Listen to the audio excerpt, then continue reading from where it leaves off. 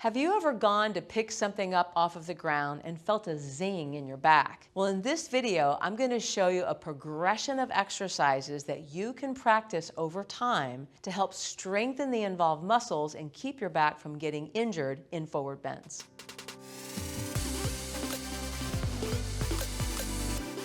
Welcome to the Joint Longevity Lab by Fitness Integrated Science. I'm Lauren Irk, and in this video, I want to talk about lower back pain when we bend over in forward bends. Now, imagine that one of your friends told you that you were going to go out the next day and run a 26-mile marathon with no preparation. Well, that would be ludicrous, right? Because if we had done no preparation, how in the world could we expect our muscles to be able to withstand 26 miles of continual running without injuring or damaging some of our joints? That's exactly what people do when they do everyday activities like picking things up off the ground and walking up the stairs and certain things that are common in having people throw out their back. We want to actually think of how we can strengthen these muscles ahead of time working in a controlled environment. So in this video, I want to take you through a 5-step cycle of muscle maintenance, the very same step-by-step process that I use on my platform, Fitness Integrated Science TV, to help my members to become stronger and maintain joint longevity so that they stay out of the doctor's office and are able to keep active in their lifestyle without getting hurt. Now, when we think about bending over, a lot of times when we do this so quickly. We're not even thinking about it. We see something drop, we quickly bend over to pick it up, and ow, we hurt our back. A lot of this is because we have never practiced the proper ergonomics of how to bend over. So the first thing I want to go over with you before we start our 5-step cycle is the position of the spine and pelvis. Now, if you have a pillow or a yoga block, I definitely recommend that you try this for yourself. But if you place that pillow between your legs, imagine squeezing into it and pushing that pillow back through your legs towards the wall behind you. What you will notice is that your glutes relax, your hip flexors start to generate tension, you feel tension in your lower back, and you've actually increased your lordotic curve in your lower back. This is exactly the position that you need to be in to be able to bend over and pick something up. We rely on muscles in our back, we rely on muscles in our hips, and we rely on the proper position that we are able to maintain so that when we pick up a heavy load, we don't hurt our lower back. But what do people do? Try this, squeezing the block, push the block forward. Now we notice that our glutes are contracted, we're in hip extension. Our angle at our hip is wider. We are now in spinal flexion, and this is going to cause us to round our back. Rounding the back in a forward bend puts a lot of pressure on that intervertebral disc. It pushes the disc through the back of the body, creating a vulnerability, and a lot of times this is where someone can herniate their disc. So practicing that anterior tilt as we bend over is very important. So let's try the first step towards muscle maintenance. I want you to come down to the ground. This first step that we think about in terms of getting our muscles stronger is called activate. And this is going to be an isolation system. So if you think about sitting on the ground, we have to work on contracting here at the front of the hip and also contracting in our back so that we don't slouch. So when you come down onto your back, the first thing we want to do is work on getting these muscles that cross the front of your hip stronger. So this is what we're going to do, is do an isometric exercise to activate this tissue. So let's start by bending one of our knees so that we have our lower back immediately comes to the floor. Then I want you to straighten this leg that you're working on.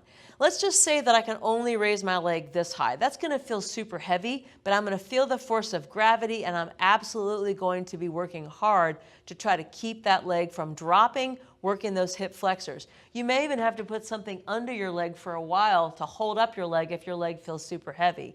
If you can move your leg up a little higher, the leg is getting lighter, but the contraction, the fibers are getting closer together. So we're going to need to put something in front of the leg like a block or a pillow, just anything to create resistance to cause this muscle to have to contract.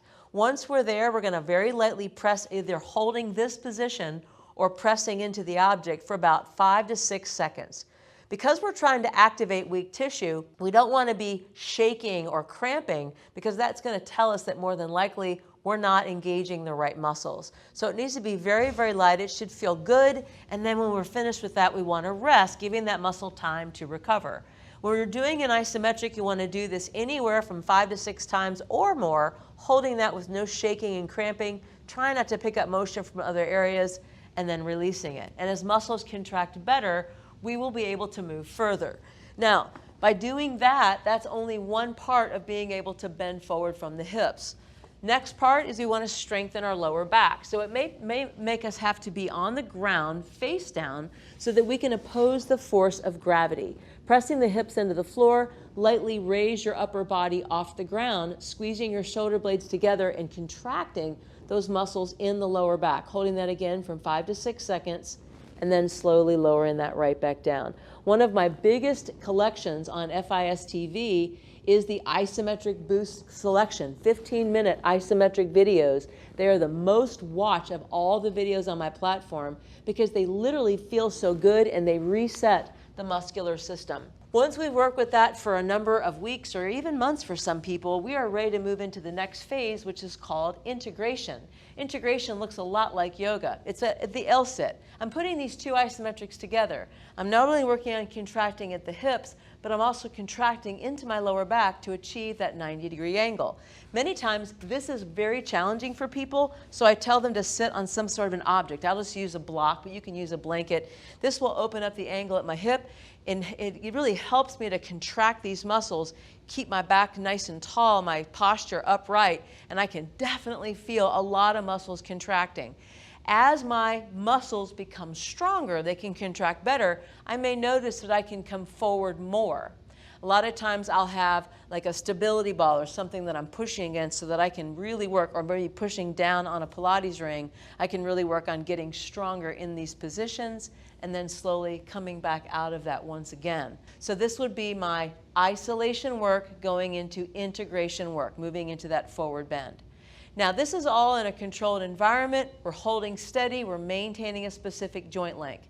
Step number 3 is going to be moving in and out of that position. So if you just come into a standing position now, as we come into standing, we can now practice bending forward and coming back up to standing. This is going to have our muscles are responding to the changes of forces around them.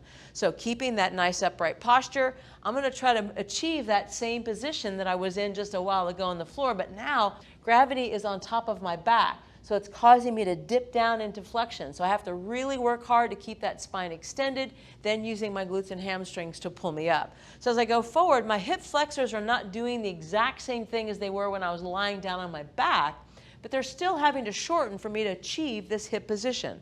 So this is very important that we practice just bending over with body weight, not worrying about picking up anything, just seeing if I can control my position and stay with it as I bend forward. Now, over time, if this feels like it's getting better, and you may have to bend your knees, you may have to tighten your abs, all those things, I might want to practice actually picking up an object that has no weight on the ground. So I'm just going to sit this yoga block on the floor. See if you can reach your arms in front of you without rounding your back, and then return yourself back to center. This is, I've seen people throw their backs out picking up a pencil off the ground. Again, keeping my ergonomics nice and sound, going nice and slow, trying to maintain all those things. If something gets tweaked, guess what I do? I go back into my isolation or integration work and progress through those once again until I'm ready to go through a moving scenario. Now for step number 4, after a period of time when this becomes less and less of a problem, I can start now adding load. Now whenever we start adding load, remember that our range of motion may suffer because this load is going to create new muscle contractions in my body that I'm just not used to yet. So as I come forward now, the weight is pulling my spine and my shoulders forward. So I have to really work on maintaining my torso, my spinal stability as I start to go forward. And the moment I feel like I'm getting ready to round, I stop, then I use those hamstrings and glutes to pull my body right back up to the center. So initially, I might want to start with a lighter weight. I might want to start with keeping the weight closer to my body, and certainly I want to go a little bit slower while limiting my range. As muscles contract better over time, I may be able to come forward a little bit more because my hip flexors are contracting better and my spinal stabilization is also improving. But obviously, if your anatomy doesn't allow for that, then you just go to whatever your end range is. We could also potentially pick up the speed as we got stronger, right? Because now the muscles are learning how to change their role based upon my body's position in space. And then eventually I may be able to even move further down to where I can actually move the weight down to the floor, bend back over, transfer in a very vulnerable position, and pick it right back up. Another component would be moving that weight further away. So there's all kinds of things that I could do within the resistance training platform that is going to make my back stronger in forward bends. But in real life, things are not necessarily going to be right underneath us. They may be anywhere on the ground. So that's going to be my fifth and final step that might last a long time. It's called optimize. These are the challenges. So for instance, what if I only had my weight in one hand? So now when I come down, I am asymmetrically loaded. Essentially, my spine is already being put into rotation. I don't know, maybe you need to drop the weight and go back into body weight training for a while and see if that feels good, only having one arm out in front of your body. So noticing maybe how far I move on this side may be different than how far I move on this side, depending on where I pick up the weight. Working on this in a controlled environment is what's going to keep us from getting hurt when we have to bend over and pick something up. Eventually, as my range of motion improves, I may be able to set that weight down so that next time I come in, I can pick it right back up again. That's going to have me working a lot harder in terms of bending forward further, moving that weight further away from me. Now, the placement of this weight is another way that I could challenge it. So for instance, let's say that I switch sides and I pick up that weight, which is already a challenge, shifting sides. But now when I put it down, I'm way over here. I'm twisting even more. When I pick back up now, I have to twist back over to pick it up. I have to conform into that position. Then I have to immediately, my spinal extensors have to bring me up to the center. Switching sides again, coming back through. Very challenging exercise. But if we can do this in a controlled environment, bending over and picking something up will not be quite so scary. Obviously, distance from my feet as well as speed. Maybe I could get to the point where I could do something like this really far away and not actually injure my back because I've actually practiced this in a controlled environment and I've increased my overall confidence. So from a position of isolation work, isometrics, integrated isometrics, moving in and out of something with body weight, adding load with all the different challenges, and finally adding things like asymmetrical loading, speed, distance from the axis, all of those things. We can slowly get our back stronger and stronger so that everyday things that we do don't have to throw our back out or we're sitting laid up for weeks and weeks on end, missing work and missing out on life. Now, if you'd like more information about this 5-step cycle of muscle maintenance, I'm going to put a link below for Fitness Integrated Science TV. I'd love to give you a free week to try us out. Also, sign up for my free newsletter. It comes out every week. Lots of therapeutic information, education, and tips. Also, obviously, would love it if you would give me a thumbs up in this video so that the algorithms will push it out to more people. Make sure that you're subscribed to the Joint Longevity Lab if you haven't done that already. And if you know anybody that I can help, please pass it along. Thanks for watching, and I'll see you on the next video.